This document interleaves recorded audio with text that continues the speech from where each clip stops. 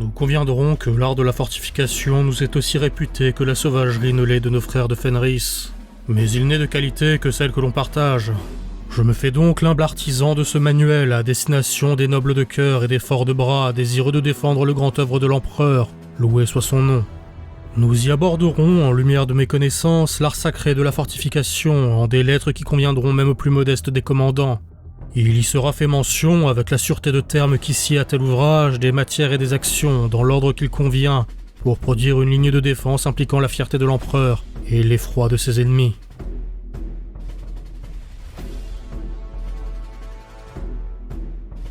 Il est d'importance de toujours avoir en esprit les propriétés de chaque matière au moment de planifier votre construction. Il n'est point de pire ouvrage que celui n'ayant pas eu la sainte planification, l'immunisant aux affres du hasard. Ainsi, prenons pour exemple le plastacier. Il est de commun accord de considérer ce composite comme une gageure de solidité. En effet, son utilisation pour la confection des nobles armures tactiques Dreadnought ne peut laisser aucun doute sur sa sainte résistance aux impacts.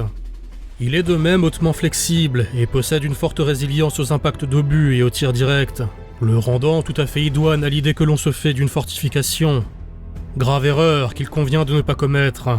Malgré ses qualités, le plastacier est une ressource onéreuse, nécessitant l'ouvrage de concert des magos et de nombreuses installations spécialisées pour sa confection.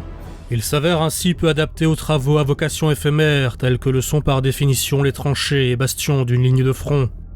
Préférons-lui l'humble ferrociment, dont la composition moins noble le rend plus apte à alimenter même les commandants les plus démunis. Sa lourdeur et sa plus faible durabilité ne sont que peu de malheur comparés à sa malléabilité. Le ferrociment peut être moulé en diverses formes et composé en sa portance aussi bien la structure même de la tranchée que sa toiture. Il peut également autoriser l'érection rapide de casernes et de bastions via les schémas de construction standardisés fournis en annexe par l'honoré Adepta Edifictio. Prenez cependant garde à lui fournir une fondation des plus solides pour éviter son affaissement, et préférez-lui des matériaux plus souples quand vous en viendrez à combattre en des lieux moins stables. Dans les marécages où la boue peut propice à l'édification en dur, favorisez les sacs de sable et les piquets en acier. Un simple sac de sable peut valoir 1000 forteresses en ces conditions. Il arrêtera avec autant d'entrain les projectiles légers et offrira la même couverture à la vue ennemie qu'une fortification plus complexe, mais aura pour lui sa rapidité de mise en place et sa facilité d'usage. Il ne sera cependant que de peu de secours face à une artillerie trop pressante, auquel cas favorisez la célérité et la mobilité de la ligne jusqu'à ce que des conditions plus favorables soient obtenues pour sa stabilisation. Les potences et piquets en acier sont également un outil à considérer quand un commandant vient à vouloir fixer une position. Ils sont aisés à produire, durables, et peuvent à la fois fournir un renfort de votre fortification et permettre la construction rapide de pièges à chars.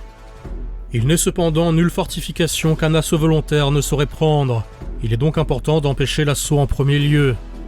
Combinez chacune de vos fortifications avec l'usage de mines antipersonnelles pour offrir un couvert à votre ligne et décourager l'ennemi de tenter une charge contre elle. Quand il s'agit d'ouvrages critiques et stratégiques, comme ceux abritant le commandement ou un relais comme Vox, ne négligez pas les bénéfices de l'occultation. La caméléonine est un matériau suffisamment aisé de procuration pour convenir en de telles tâches. Couvrez-en vos bastions les plus précieux, on ne peut tuer un ennemi dont on ignore la présence. Si votre ligne se trouve en situation de menace ou d'aucune de ces matières ne vous sont disponibles, ils vous sont autorisés, avec la supervision d'autorités instruites, l'utilisation de matériel de récupération. Il n'est nulle honte à servir ses frères de bataille dans la mort en leur offrant le couvert de son corps froid. Ainsi en étant également des honorées machines privées de leur esprit, dont il serait hérésie que d'ignorer leur chair au moment d'asseoir une position.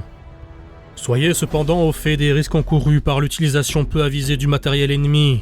Nul n'est à l'abri d'une éventuelle corruption, et il est parfois préférable de favoriser sa propre mort que de courir un tel risque. Ne prenez jamais de telles décisions sans en référer à la justesse d'un juge compétent en ces matières.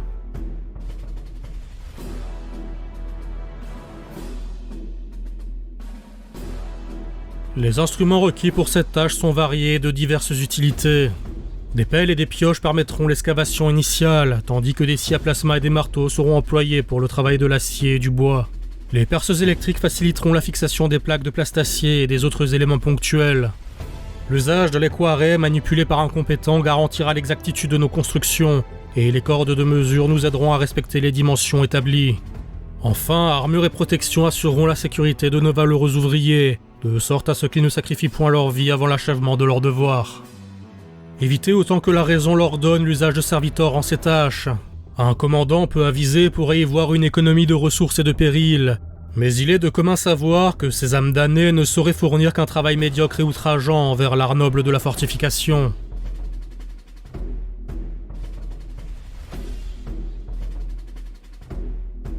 Commencez par choisir un emplacement stratégique offrant couverture adéquate et ligne de tir dégagée. Marquez ensuite le périmètre de la tranchée en utilisant des piquets et des cordes. La largeur idéale de la tranchée devrait correspondre à la hauteur d'un homme, tandis que sa profondeur doit au moins la dépasser. Évitez autant que la raison l'impose une tranchée rectiligne, et favorisez l'addiction d'angles de tir internes courts pour limiter les effets néfastes d'une prise par l'ennemi et empêcher la chute de plusieurs sections en un seul assaut local.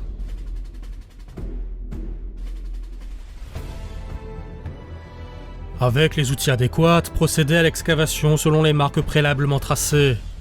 Veillez à ce que les parois de la tranchée soient inclinées à un angle de 45 degrés afin de prévenir tout éboulement. Installez un géotextile de drainage au fond de la tranchée pour faciliter l'évacuation de l'eau et creusez des tranchées de drainage latérales si nécessaire.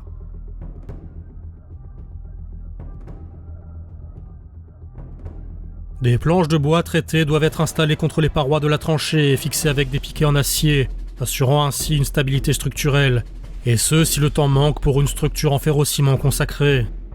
Surélevez si possible les postes de tir marqués et renforcez-les avec des plaques de plastacier. Si le temps le permet, renforcez la fosse avec du ferrociment comme préconisé tantôt. Le plastacier, par sa nature, offre une protection supérieure contre les éclats d'obus et les tirs directs, mais il doit être réservé aux emplacements les plus stratégiques.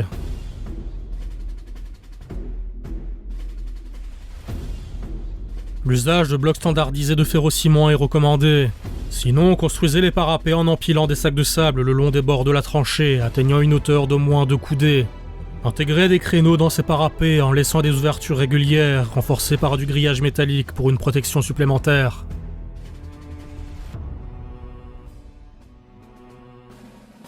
Si la tranchée nécessite une couverture, installez des plaques de ferrociment sur des supports métalliques pour créer une toiture robuste.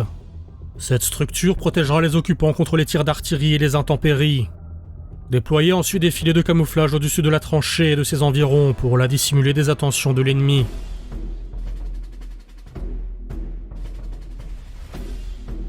Revêtez le sol de la tranchée avec des planches de bois ou des plaques de ferrociment pour offrir une surface de marche stable. Aménagez des postes de tir ponctuels selon la situation avec des sacs de sable supplémentaires et créez des abris pour le repos et le stockage des munitions à intervalles réguliers pour appuyer une tenue mobile de la défense.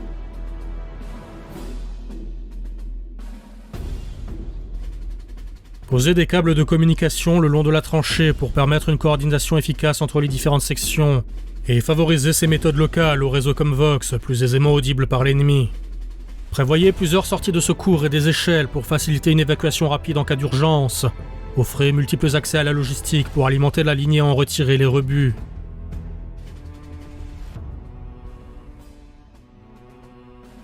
Il est impératif de procéder à des inspections régulières des parois et des structures de soutien pour détecter tout signe d'usure ou de dommage. Réparez immédiatement toute dégradation pour maintenir l'intégrité de la tranchée. Référez-vous au magos d'assignation de votre unité pour expertise. Assurez-vous que les systèmes de drainage fonctionnent correctement pour éviter l'accumulation d'eau en procédant à un pompage régulier si nécessaire. Ne laissez aucun corps à la merci des éléments et confiez-les à une prompte incinération si possible, ou à minima, pratiquez-en une isolation des éléments vivaces de la défense. Offrez toujours une respectueuse rigueur à la propreté et ne laissez aucun reliquat mécanique ou organique de votre fait à un poste de tir ou une coursive.